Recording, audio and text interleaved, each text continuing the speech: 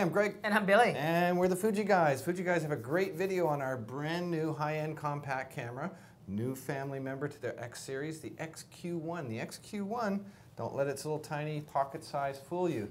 This is a very, very high-end, high-quality compact camera. So everything about it, including the larger sensor, which is our X-Trans sensor technology that we put into cameras like the X20 currently, and super intelligent flash and a high-end LCD screen. Don't let, again, the small size fool you. This is a powerhouse of image quality, of low light capabilities due to its very fast wide-angle 1.8 lens, and just very, very smart layout, and offers a lot of features whether you're a beginner who just wants much better image quality, or you're someone who owns a DSLR and is looking for a very, very high-quality camera to carry around with you wherever you go. It's going to be available in really two different versions, the black and the one that Billy's got in his hand, the silver.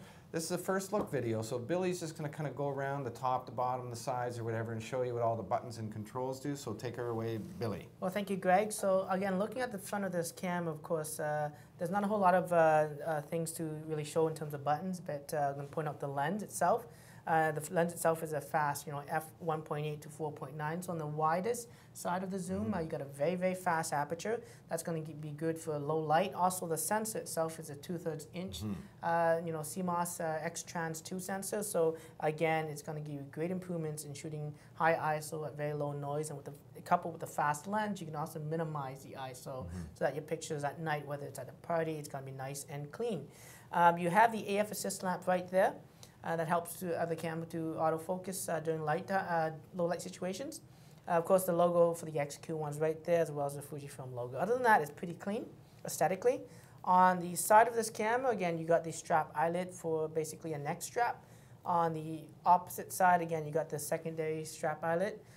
Then you got basically a terminal connector, and if you open that up, it accesses basically the USB ports, and that allows you to, of course, connect to a computer to download.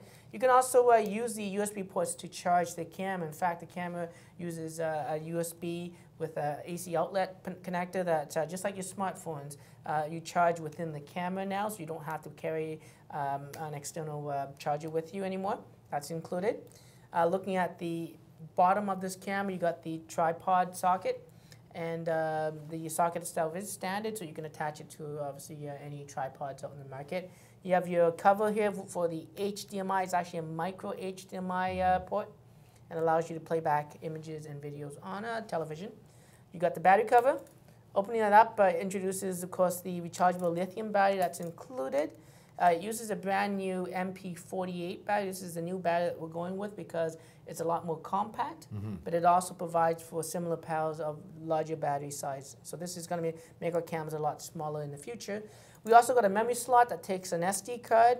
The card itself, because it offers things like full HD video, it's going to give you ability to shoot in RAW. I recommend a very fast card, at least a Class 6 rated card. It will support SD cards up to the SD-XC capacity, as well as even the ultra high speed cards. So it's going to take full advantage of that if you buy the faster speed cards. Looking at the top of this camera, I just want to point out the zoom earlier, or the lens itself earlier. There's actually a ring in the front that you can rotate left and right, and that basically allows you to change some settings. It's almost like having another additional command dial built in front of the camera. So you can configure it to zoom in, zoom out electronically. It is electronic zoom, as you can see. I can turn on the power there. You can also use it for manual focusing if it needs to. And there's also other features that I'll point out right now. So if you look at the mode dial that's on this camera, you have several different shooting modes, including aperture and shutter speed controls. So you can also set this little dial to control that if you want to. You also have things like scene position modes, as well as advanced filter effects. And by setting it to those dials, you can again use this dial in the front to change those modes. So it's really like having a nice command dial. There's also basically a completely automatic mode called the SR Plus Auto, which is scene recognition auto, and it detects the subject, the scene that you're shooting in, and it optimizes the image so that you can get the best possible color and the depth in the image that you want to go for. In fact, in this mode, if it detects a moving object, right, it's going to boost up the ISO so that you use a faster shutter speed, so it freezes that in motion. You got your shutter release button.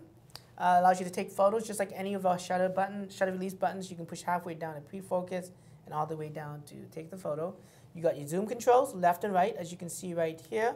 So I'm just going to turn on the cam with the on and off switch. And again, it can zoom in and zoom out electronically. So this cam is very viable as a point and shoot, one-handed operation. Okay? I think it's worth mentioning that this is a 4x zoom. Yeah. And it starts at a very wide angle setting of an equivalent of 25 millimeter and zooms up to the equivalent of 100 millimeters. So it's got a nice focal length range there, yeah, including quite a wide setting, which is great for groups and scenery shots. Absolutely, and of course, you know, going back, we talked about taking shots, but you can also do videos with this. It does offer things like full HD video, up to 60 frames a second, in fact, so you can get very smooth actions when you're taking, obviously, action videos. There's a stereo microphone built into it, left and right. And of course, beside that, you know, for flash photography, there is a pop-up flash built into this. It's about 7 feet effective, and can be quite helpful when you want to, you know, add color to your subject and even fill in shadows if you have backlit subjects. So you want to try to use the flash as you can. And with super intelligent flash, it's such a great system. If you wanted to do macro shots, you could as well, and it's just going to give you a nice subtle flash output that is not going to wash out the image. Okay, so again, turning off the flash just by pushing it down. Looking at the back of this camera, we have this new 3-inch screen. Very clear, very bright. It has a protective glass on it as well, so it's going to have less scratches. Of course, you can also pick up screen protectors if you wanted to. Of course, you got a little area here. It's a rubberized placement of your thumb so that it gives you good one-handed grip, and this is what this camera is going to be generally used as. You pull it out of your shirt pocket and take snapshots, basically, with it. Just beside it, there is a little LED light. That LED light actually blinks to tell you that it's writing to the memory card. It also blinks if it's actually charging up the capacitor for the flash, so that you know the flash is ready to shoot when that light is finished. You got your playback button. You got your instant record button for the videos. You can start and stop videos just by pushing that button. I like the way they actually indented it in a little bit more so you don't accidentally push that when you are holding it to take photos, so that's a great design. You got the directional pad that you can push up and down, left and right to navigate through the menu system. The menu OK button is right in the middle, which allows you to confirm your selections. And of course, you know, you can push left, right, up and down, and it has other functionalities like a macro, different flash modes, and even exposure compensation, so you can under or over compensate for the scene if you find it too dark or too bright. And in the playback mode, it also it gives you a quick access to instant delete.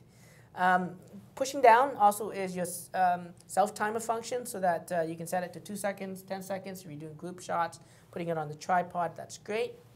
Display back button allows you to toggle between the different display screens on the back of this camera.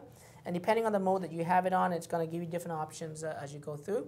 There's also this E function button, and the E function button makes the command dial here and a couple of these buttons double up as other quick access. So if you wanted to do continuous shooting, film simulation modes, or even customize the way the front of this screen is, you can actually just rotate it while in the E function, and you can set it to different options, including exposure compensation, ISO, white balance, film sim.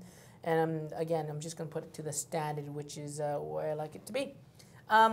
In playback mode, if you wanted to share your images, this is also allows you to enable the built-in Wi-Fi module, which allows you to connect to your smartphone. There's a free software that you can download from Fuji, whether it's an iOS or Android device that you're using. So much better now, too. So much easier and faster. I'm going to tell you that from experience. Absolutely. I mean, you pick a picture and you push the E function button now, or aka the Wi-Fi, and basically it's ready to connect. You open up your smartphone, open up the Fuji app, and it connects automatically. And it's so much simpler, and I really like that. Very seamless Feature, and it's really been getting better and better as we improve on this connection to make it easier for you to obviously share your images to social media sites. So that is just a quick look around this camera. I can't describe to you that the camera, you know, looks high quality really feel. good. It feels, it's actually metal components on it, has a good weight to it, but not too heavy, and it feels perfect in the hands. And it, again, if you compare this to the XF1 camera in the past, this is 30% smaller than the XF1. And people love the size of that one too. Yeah, quite a bit smaller, very, very high quality feeling. I like the black one myself. Anyways, thanks for that overview. Please do come back and check out the top features video. You can really find what this camera is capable of. Check out all our videos, in fact, by subscribing to our YouTube channel, and follow Billy on Twitter and keep up to date with all the news from Fuji. Until our next video, I'm Greg. And I'm Billy. And we're the Fuji Guys.